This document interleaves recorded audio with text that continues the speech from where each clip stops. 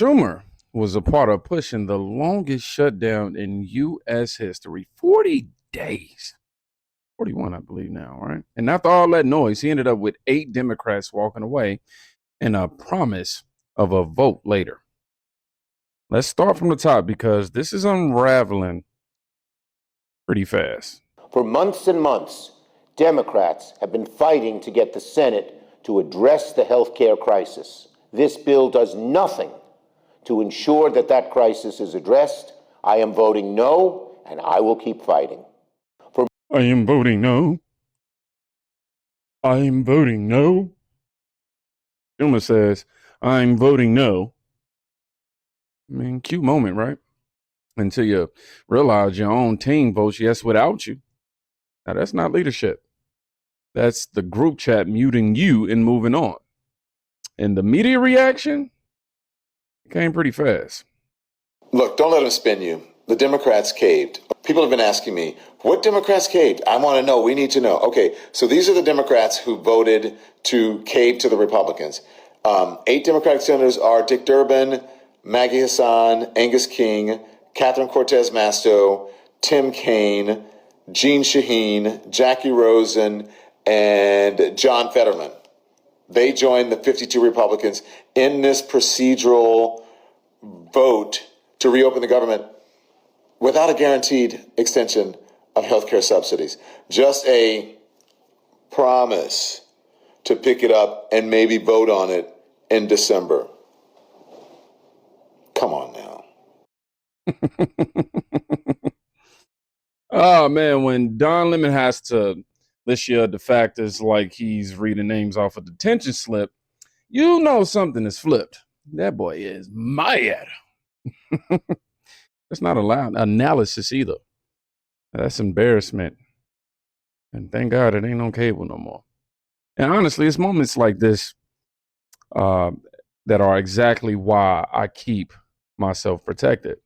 Because DC chaos always hits regular people before it hits politicians. All right, let me borrow you for a second. Aren't you tired of getting those spam calls and text messages? Do you even know why you get them? If you don't, sit tight, I'll explain. You see, what's happening is these big tech companies, they're not doing a good job of keeping our data safe. They're not even trying. Like, did you know that Ticketmaster got hacked, and the only reason why they didn't inform you about it is because it didn't have a material impact on our business, quote unquote. And that data had full names, addresses, email addresses, your credit card info, which basically makes them you. And I need to be me, not them. And this is why I have to bring to your attention today the sponsor of this video, Aura.com. Aura alerts me when my data is breached, giving me fast fraud alerts and removes my info from data broker websites. All in one affordable app, might I add. Aura also allows transaction monitoring, VPN, antivirus protection, you got parental controls, identity theft insurance, and it's all in one affordable app. So listen, if my data was ever compromised, I would not worry at all. I'll sit tight because I know I got Aura in the background keeping me safe and protected all day. And this is why I can no longer let you be unprotected, as well as your family. So in order to ensure that protection, I need you to head over to aura.com/kingdomreacts right now. And you're going to get 2 weeks on us. And don't worry, I will have the link available in the description. And then came the moment that not even I expected. Well, Joe, you have to go back to what the strategy was at the beginning of the shutdown. There were 2 goals, both of which I support. One was standing up to Donald Trump. The other was getting some resolution on the ACA premium tax credit issue. The problem was the shutdown wasn't accomplishing either goals, and there was there was zero likelihood that it was going to. In terms of standing up to Donald Trump, the shutdown actually gave him more power, Exhibit A being what he's done with SNAP and SNAP benefits across the country. Oh, by the way, Joe, you're going to love this. Guess who's getting paid during the shutdown? Not the park rangers or air traffic controllers, the ICE agents. Under special law, under that big, awful bill that they passed last summer, the ICE agents are being paid. Nobody else is. So standing up to Donald Trump didn't work. It actually gave him more power. Well, Joe, you have to go back to... Boom. Angus King, that's the guy that just spoke, straight up admits it. Standing up to Trump didn't work. It did not work. Often doesn't. The shutdown didn't pressure Trump. It helped him. That's like trying to trap somebody, slipping on the floor and handing them the keys while you fall. But we were warned from this on day one. How are Republicans going to use leverage in their fight with Democrats when the Democrats are actually the ones with the upper hand in the eyes of voters? Well, I'm sure Democrats will be more than happy to open the government now. The election's over. I mean, part of the reason they shut it down was to get through tonight. I mean, I would suspect they'll be glad to open it up by the end of the week. Adam Schiff, he was like, hold the line. AOC, there's lots of rumors of people wanting to open it. Look, I don't see what is the incentive for Democrats to back down when voters are basically saying Trump's not doing enough, it's the Republicans' fault, and then they basically handed the keys in this past election to the Democrats. Where's the leverage? Again, these are blue states electing Democrats, not a shock. Democrats clearly wanted this shutdown to get through Election Day. I do think they are facing pressure from their internal coalitions. The unions, the air traffic controllers, the government employee unions are desperate to get the government back open. They're feeling a little bit of internal heat. But again, the election's now over. I'm sure tomorrow morning phones will start ringing and it'll be open soon enough. This was a political shutdown, and that's what they did. And now we're through the election. So Jennings called it on election night. Democrats could have done this deal from the time of the video 35 days ago. We know it's been over 40 since then, as of now. That means millions of families went through delays, stress, and empty fridges for a result they could have had on week one. And what did they get after all of that? Not a policy, just a promise. I have a lot more questions than answers. I don't know why Senate Democrats are going along with so hard for a date promised in the future, and looks like they're settling for something that is 6 weeks down the line. I don't get it. I would say it doesn't feel like a gentleman's agreement. It feels like Lucy and the football. Ooh, you know? Yeah, I see that. It's like, oh yeah, we promised this vote. Right. Whoops, the vote's gone. But they can even, in good faith, do a vote in the Senate. Nothing's going to happen in the House. Mike Johnson. Yeah. That's what I was So even if John Thune is being above board and saying, I'm going to do this, but look at the base. I mean, I'm already seeing a thing on social media and getting emails from listeners to my radio show. By the way, I have a radio show. And we already said that. We gave you credit for that, Dean. Come on. People already know, but they're saying for 40 days you shut the government down, and now you're going to open the government up, and what did you get in return? Right. Nothing. Right. Nothing. After the pain you inflicted, people were willing to take I talked to union workers from TSA who said, I'll take the pain if it's going to help me to get health insurance subsidies paid. So you're getting nothing in return. I don't know how, and you just won an election on Tuesday in huge numbers. This is my question. What explains the timing here? Like, what changed? The Trump deals didn't change. The cynical person would say that Democrats won the election, that's what changed. Yeah, Republicans are going to say that. That's exactly what they're going to say. And, I'm not flacking. I, worked for 3 Democratic senators back in the day. I'm not flacking for them now. I don't know what their response, a real response, is going to be to that because it's not apparent. It looks like they folded. We promise we'll vote later. Now I want to read the caption on this post. It says, Democrats who were being and crying that they wanted the government open are now being and crying because it's going to reopen. They wanted Trump to cave, not their people. Yep, like I said, we promise we'll vote later. That's the deal. After 40 days, that's the big prize. Imagine working overtime for over a month and getting a coupon for maybe a bonus next month. I quit on the spot. So why did Democrats fold so fast? Hey, like my good old peer or mentor, rather, Dan Bongino says, follow the money.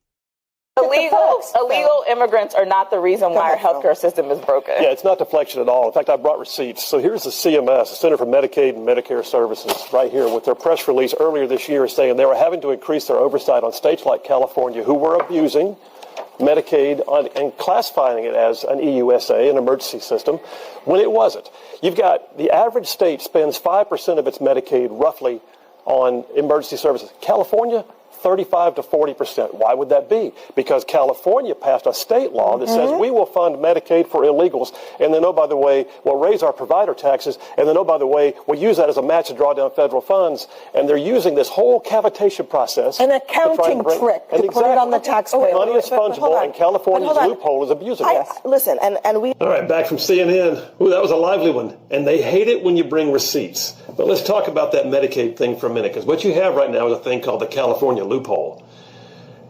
Liberals hate it when you bring receipts, but the California loophole is real. And the reason why the left wants to get this whole spending package revised right now is because they want to be able to fund Medicaid for illegals like California is doing.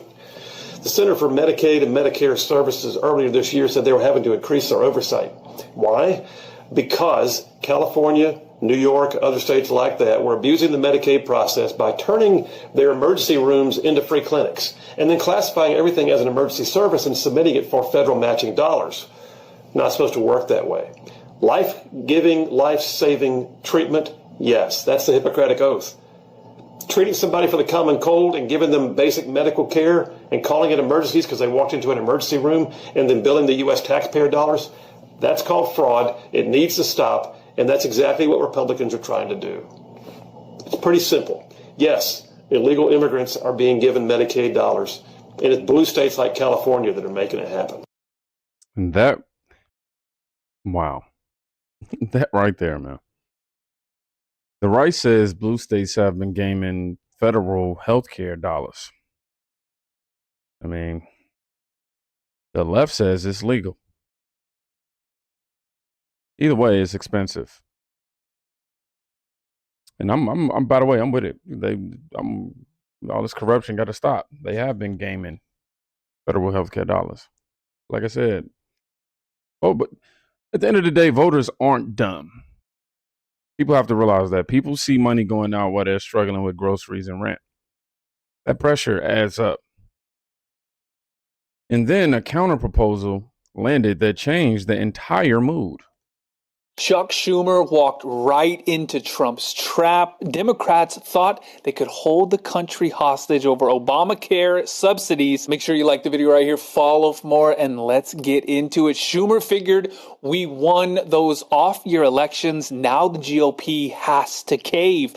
But instead, Republicans told him to pound sand. And once again, Democrats exposed themselves. First, they demanded $1.5 trillion with a T to prop up a system that funds healthcare for illegal migrants. Then came the SNAP scandal that showed how broken entitlement culture really is. Now Schumer's trying to use Obamacare subsidies as leverage, and it is backfiring hard. Trump saw it coming. He dropped the perfect counterpunch. He said, stop sending billions to insurance companies. Send it directly to the people. Take from the big insurers, give it back to the citizens. That's real healthcare reform. No more bureaucracy, no more subsidies, real freedom to choose your own care. And now senators like Rick Scott are jumping on board. They're writing a bill to give Americans health accounts they control, not some insurance CEO. That's how you drive down costs and force competition. Meanwhile, Democrats are once again the party of big insurance and corporate lobbyists. They talk about helping the little guy while they funnel taxpayer money straight into billion-dollar insurance companies. Trump just flipped the narrative, though. Chuck Schumer thought he was playing chess, but Trump's already 5 moves ahead. The Democrats' Obamacare rescue turned into an ad for Trump's populist message. Give power back to the people, not the corporate elites. The GOP's message is simple. Do the right thing, even when it's hard. Fight for Americans, not for the corporate parasites, because Trump's plan doesn't just save healthcare, it exposes who's really been profiting off. Trump pitches, stop paying insurance companies. Send money straight to Americans. Simple, straightforward, and, above all, easy to understand.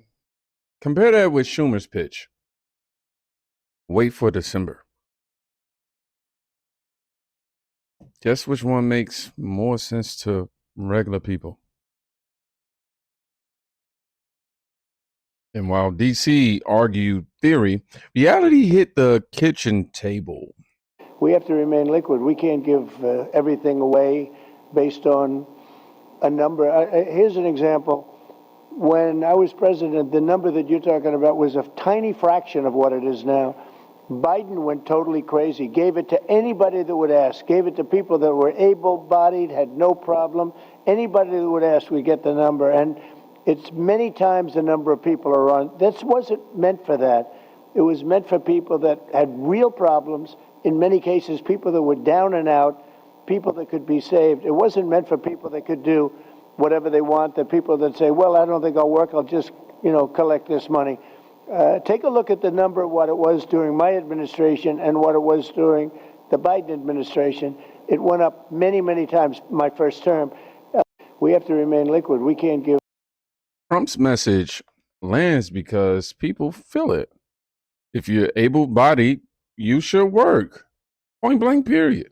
Now, if you're struggling, the system should help you. Well, should be an option, rather. Most Americans agree with that, but the shutdown made the program messy, and folks noticed it instantly. I didn't get my food stamps this month, and instead, this is what I'm supposed to survive off to feed my family. A bag of apples, a bag of oranges, tomato soup, oats, elbow macaroni, milk,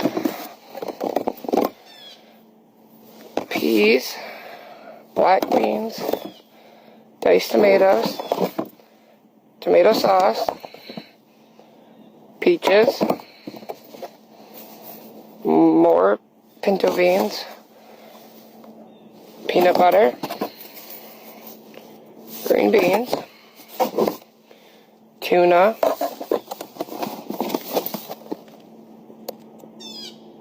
and this. So I'm supposed to feed my family for the entire month with what you see in this box. It's an absolute disgrace and a joke. Man, the entitlement is now. This is me not knowing too much or nothing about this lady, but I'll just say the entitlement. And when this video dropped, it summed up everything. The family didn't get the SNAP benefits, and instead they get a box they should be grateful for, called an emergency box. But you see how she reacted.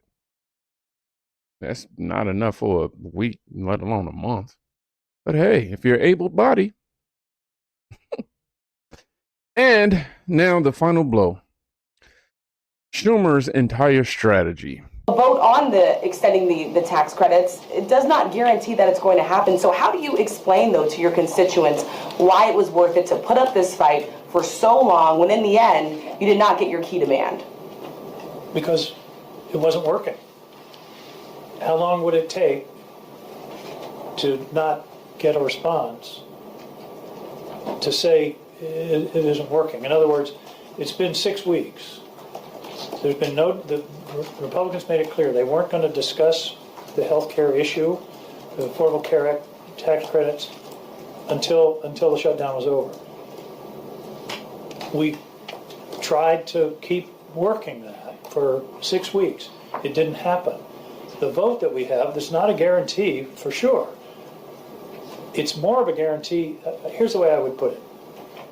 As I assessed it, there was zero chance of dealing with the ACA issue as long as the shutdown continued. Now, I don't know, 50-50? But there's a lot better chance now than there was this morning. A Democratic aligned senator says it wasn't working. That's the whole shutdown in 3 words. 6 weeks of drama, 0 wins, and a deal they could have had on day 5. Now, if you made it to the end, you already know the truth. This wasn't strategy. This was stubbornness dressed up as a plan. 40 days of a shutdown just to end with a rug and a promise. So if you made it to the end of the video, let's put aha. Aha, you mad. Yeah, we're going to take it that route today. Y'all be safe. Please go check on a friend today. You can quite literally be saving their life. Peace.